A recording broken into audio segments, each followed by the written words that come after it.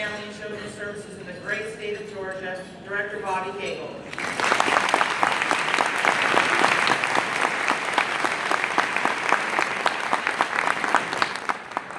Thank you very much, Ginger. I tell you, sometimes when I hear my bio, I get tired listening to it. But it has been an honor and a privilege for me to work with Ginger as well, also with the great leadership of this Foster Care Association. I have to tell you, you could not find better people to work with. I've done this stuff for 29 years, and I've worked with foster parents in 2 different states. These people are the finest that you'll ever meet, and I'm so pleased to be here talk with you. I was listening to the pastor a moment ago, and he said something that made the chills run over me. And I think it bears repeating. He said that foster parents have a high and divine purpose. A high and divine purpose. And I have to tell you, that's as good a description of what foster parents do as anything I can think of. You do work that is God's work, in my estimation. And I first want to start out just by thanking you, because we could not do the work we do at the Division of Family and Children's Services without the work that you do. It is extremely important. I know how important it is. I know how important it is because I've done this work for a long time, but I also know how important it is because I'm adopted myself. First 10 months of my life were spent in an orphanage in North Carolina. Then I had the great good fortune of a wonderful family who, much like you, chose to give something to children. They chose to adopt, and I was the lucky recipient of that adoption. And not only did I get a great family, but they also adopted me into a very small town in North Carolina. And I have to tell you, I was really adopted by that whole community. I had people throughout my life that invested in me, that gave me their time, invested their treasure in me, and it gave me everything I needed to be here with you today doing the job that I'm doing. And so I just want to tell you that I'm so pleased to be here with you. I'm honored to be in the presence of people that do the work that you do. And one day, I hope that I can bring my mom and dad to visit with you, maybe next year, because they are some of the finest people around. And every time I talk to foster parents, I see the same kind of fine people standing in front of me that raised me and gave me what I needed to be the person I am today. So thank you for that. While you're eating, if I could, I'm going to ask you a favor of you.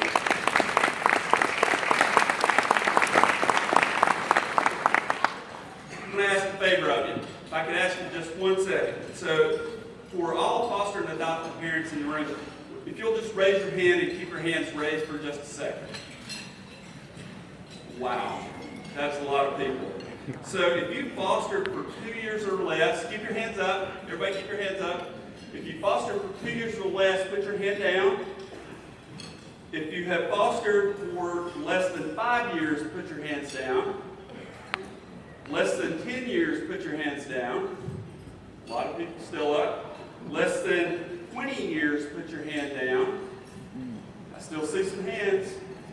Less than 25 years, still some hands up. Year over year. Less than 30 years, still have hands up.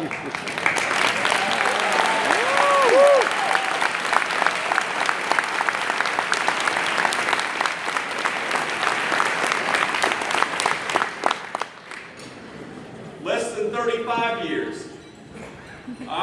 Finally went down. Still have hands up.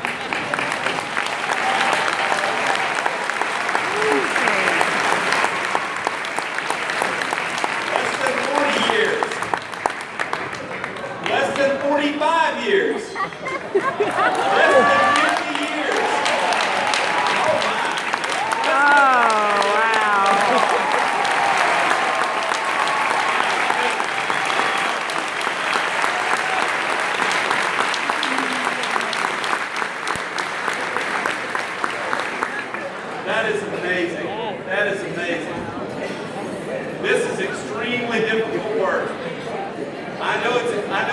extremely difficult because I was extremely difficult for my parents. And I have to tell you that some of you have saved the lives of many kids. And that is no exaggeration. You have saved the lives of many kids. If I hadn't been adopted, the likelihood was that I would have been incarcerated, unemployed, undereducated, or dead by the time I was 25 years old. That is backed up by numerous studies to show that the outcomes for kids who do not have a connection with an adult by the time they age out of foster care, they have those poor outcomes. And I have to tell you, you're the ones that stand between them and a life of crime, a life of being undereducated, underemployed, and possibly dead. So thank you again for that. Ginger and I, she said, back in 2014, were asked to come take the helm of the Division of Family and Children's Services. I came at a time when there had been a number of tragedies. And I have to tell you that at the time I was working at the Department of Girl Care and Learning, and I would read the newspapers. I knew the people that led the division at the time, and my heart would absolutely break every time I saw tragedy. Because I knew that there were people like you. I knew that there were people like Ginger and my staff who did this work every day to try to prevent those things. But I also knew, because I was here during the time that we lost 60% of our state funding, that we were underfunded and understaffed. And that, my friends, is a recipe for disaster. Thank goodness we've got a governor who recognized in 2014 that we had to do something different. We could no longer operate with 55% of the staff that we needed. 55% of the staff that we needed is all we had in 2014. Yet we were holding things up. We may not have been doing the best work in the world, but we were working hard trying to. Since that time, we've been given a lot. And I've told my staff recently, I've reminded them that the Bible says that those to whom much is given, much is expected. And we are going to step to that challenge, I promise you that. I'm so excited to be here with you today to tell you about some things that I think are going to be revolutionary in the very near future. I hope you share my opinion on this. You tell me how you feel. This year we're honored to have the governor have mentioned us in his State of the State address. We also had him recognize a social worker from Kildare County for saving the life of a child during the course of her job. The child stopped breathing in her car with the parent. She pulled over to the side of the road and administered CPR until the paramedics could get there and save that child's life. That's the kind of work we do.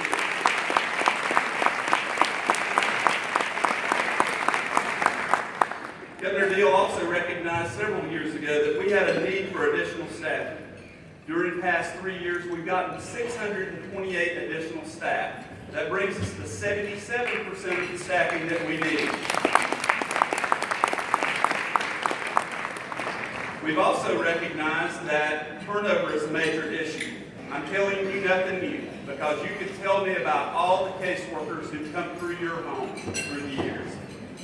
Unfortunately, we hire great people and can't keep them, partly because this job is just tough. There's no doubt about it. I came straight out of undergrad and went to work as a CPS investigator. I worked in that field for a good while, and I know that it's hard work. So it's no wonder that you can't keep everybody. But I also know that you've got to compensate people well in order to be able to keep them. Today's economy requires that you make money.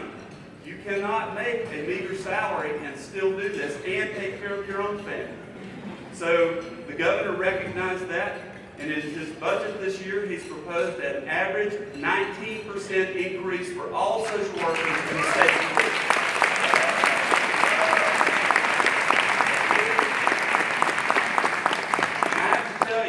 That's not only a win for those social workers, that's a win for you and for me, because those people will stay with us. That will raise the beginning salary for a social worker in the state of Georgia from $28,000 a year to $35,000 a year.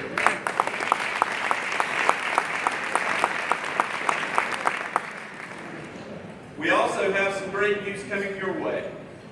And I have to tell you, my heart soared when I saw the governor's budget. Ginger will tell you that I knew about the governor's budget for a couple of weeks prior to being able to even tell her what it was. And I kept telling her, just look at the smile on my face, because that will tell you something good's coming. Sure enough, something good was coming. When his budget came out, the governor proposed a 57% increase in the foster care per diem for DFCS foster homes.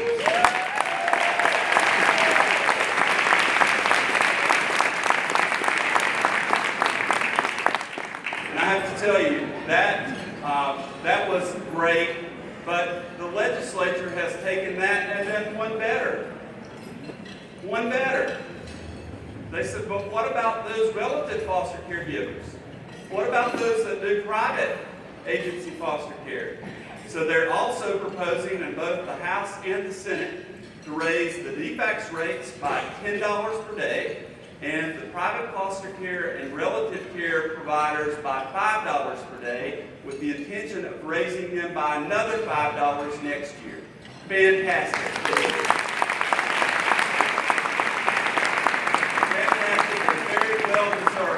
That is not enough money still for what you do. This is based on a study from 2013 that shows what it costs to raise a child in the United States these days.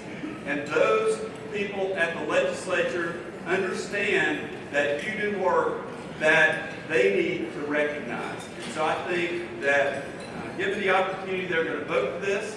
But I must ask you, contact your legislators now. Contact them now. Tell them to vote for the governor's budget, because that's the way we get to give those raises to you. That's the way we get to give you an opportunity to be the best foster parents you can possibly be. We also recognize that we fail often in providing good support to our foster parents. I hear from foster parents all over the state of Georgia that sometimes they call their caseworker and they can't reach them.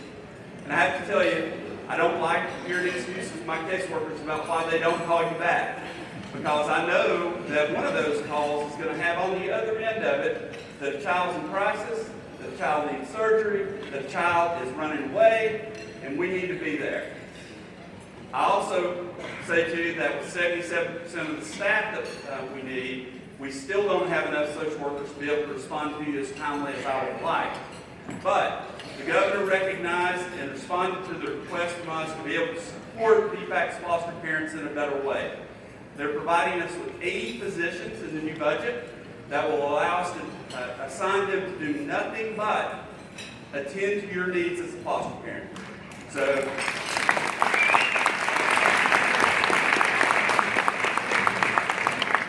that'll equate to about 35 foster parents for each of our 80 positions. And their job will be to be available to you 24 hours a day, 7 days a week, to provide you with whatever support you need. And that will be in addition to the support that you ought to be receiving from the child's caseworker. So we're looking forward to that. I think, again, that combination of things is really potentially revolutionary for us all. The second pillar of our blueprint for change is around a practice model. And I see a lot of kind of blank stares when I talk about the practice model, because most people don't know what it is. It's very simple. It's the way that we do social work. Ginger and I both have master's degrees in social work, and we went through schools that taught us methods of doing social work. Not everybody came through a school that taught those things. What we're trying to do is to put in place something called solution-based casework, which is a research-tested method of assuring that we're providing the kind of services to families, including foster families, that they need. How do you do that? First of all, you've got to have caseworkers that know how to develop relationships with families and foster parents. Second, you've got to have those caseworkers focus the family that now trusts them, hopefully. Focus them on the things that they need to change in order to be able to be better parents and get the child back with them. We also need them to be holding those parents accountable and moving things through court in a timely fashion. We know that The other thing that never happens or rarely ever happens with some of the people that we work with is having someone tell them that they do a good job. I recently, and I talked to my staff a lot about the fact that we need to treat people the way we want to be treated. Golden rule still applies to us. It doesn't matter what kind of job you do. Golden rule applies. I also tell them that a smile can change your day. Recently, my grandmother passed at the age of 94. And she was a lady who was extremely special to me. She and I had a relationship that I just wish everybody could have with their grandparent. And I was preparing for her funeral and was going to the service, and I was kind of procrastinating, not wanting to have to go to lay to rest somebody that I've loved for my whole life. But I stopped in a grocery store and went in and got a drink and some gum, and the lady at the checkout counter said, "Sir, you look very handsome today. I just hope you have a nice day." And just gave me the kindest smile that you can imagine. And what that did for me, I cannot explain to you. But it gave me the little something that I needed to be able to leave that store and go and lay my grandmother to rest. That is the kind of thing that our caseworkers need to be doing for families each and every day. They need to be doing that for the foster families sitting in this room, because you need a kind word, you need a smile, you need somebody to be with you when you need them. That is the goal that we're working toward, and I'm confident with these new resources we're going to be able to do that. We've also had an initiative going on that recognizes and celebrates success on the part of our caseworkers. It is called No Place Like Home, and as I told you earlier, I'm adopted, and my adoption really set my life on the course that it's on now. It gave me everything I needed. So I wanted to encourage adoptions. And so we set up something that's very simple. I do a conference call with my case managers across the state that do adoptions once a month. And all I ask of them is that they come on and celebrate with me the adoptions that they have. They'll come on and give me these special stories about the adoptions that they were able to complete, and about the children and families whose lives they've touched. And I have to tell you, it gives me a boost in addition to giving them one. We've been able to also, on that very call, resolve some issues that have been impeding us being able to get those adoptions done. By those calls and those calls alone, moving some barriers out of the way, we completed 800 adoptions in the last 9 months of 2016.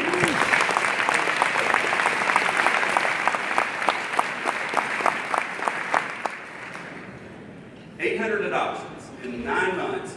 That equals the total adoptions done in 2015. We saw a 30% increase in the completion of adoptions in 2016. I'm very, very proud of that. The third component of our blueprint for change is constituent engagement. That's what I'm doing right now. Getting out, talking to people, letting them know what our plans are, but listening to people as well. Making sure we understand what your concerns are. I've talked to foster parents throughout the state. I saw many of you today who I've talked to in my travels. Over the last couple of years, I've traveled in every region of the state, all 14 regions. I don't know how many of you have ever driven to every region of the state of Georgia. You know what I figured out? We got a big state. I also figured out that I would have never learned the things I've learned had I not gotten out of my office in Atlanta and gone to see the people in the communities in the state of Georgia, to get to understand them, to get to know them, and to get to hear their concerns. I will start that again in April, and I look forward to seeing each and every one of you as we travel around the state. We're also looking in those roadshows to talk to foster youth. Had an opportunity to talk to many foster youth around the state, listen to their concerns. You know what they told us? They told us that they wanted foster families. They don't want to be in facilities. They told us that they wanted to be adopted. And I have to tell you, it breaks my heart to hear those kids that want to be adopted and don't have an adoptive resource, because it makes me wonder, what if my parents hadn't adopted me? What would have happened? And so that's the reason I'm out trying to promote adoption at every opportunity. We also talk to our faith groups. And I have to tell you that in the 29 years of doing this work, that I've never had a church tell me no when I asked them for something for a child. Never had a church tell me no when I asked for something for a child. That tells you something. It really does.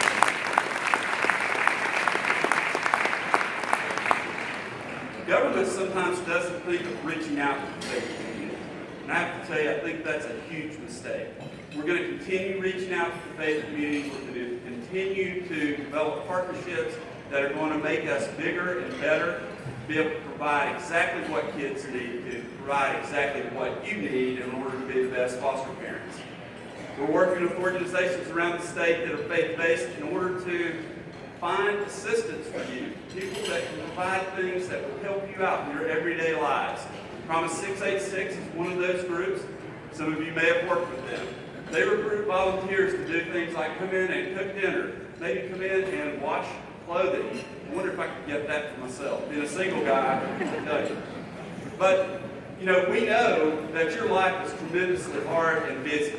You have a lot of things to do. Foster kids have a lot of needs, and you have to attend to those. So we're going to continue to work with those volunteer organizations to make sure that we get all the help to you that we can. We also work with our law enforcement and judges. Judges have to move these cases forward. I've talked to a couple of them today. These cases are stuck, that we need to move on. And if you have those problems, I'm glad to work with you to address those, to see what we can do. If you have concerns about your children, bring those concerns to me as well. There's a lady that's in this room, I think today, who emailed me last night about a concern that really alarmed me. And as soon as I got that, I sent that out to my field operations folks and to my legal staff and asked them to get a review done of the case and to stop the move of the child until we could do that. Because I want to be certain that what we do for children is the right thing. If we're not doing the right thing in your estimation, I want you to tell us about it. Talk to your county directors, talk to your regional directors. If you can't talk to them, call me. Because we need to know. It doesn't hurt my feelings in the slightest if somebody tells me that they don't do it, think I'm doing the right thing. Because sometimes I'm not.